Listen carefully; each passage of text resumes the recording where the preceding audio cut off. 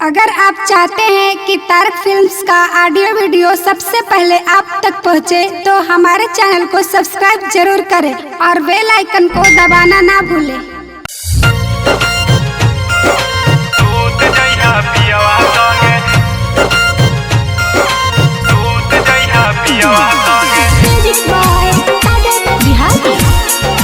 बाबा recording studio Sachin पाली गाँव सूरत।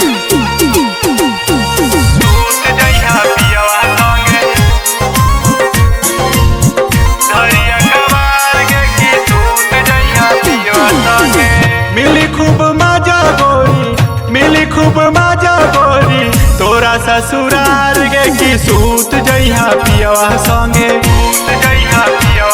की सूत जइहा पियवा संगे धरिया कबार गे की सूत जइहा पियवा संगे धरिया कबार गे की सूत जइहा पियवा संगे।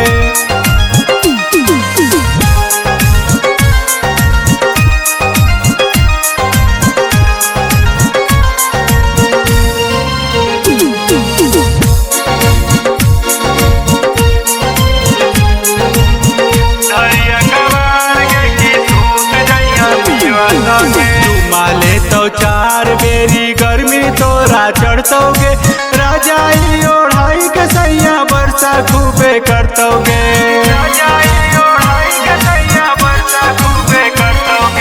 जुमाले तो चार बेरी गर्मी तोरा चढ़तोगे राजाई ओढ़ाई के सैया वर्षा खूबे करतोगे। लिमका रोज पिलाई तोरा पटना के बाजार में रानी हो जैतो लाल गे की सूत जइहा पियवा संगे धरिया कबार गे की सूत जइहा पियवा संगे।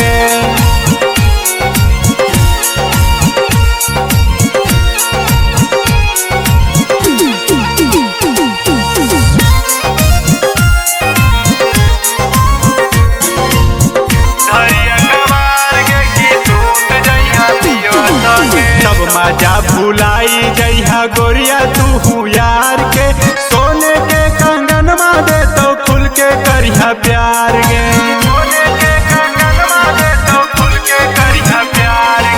सब मजा भुलाई जइहा गोरिया तू यार के सोने के कंगन मा दे तो खुल के करिहा प्यार गे।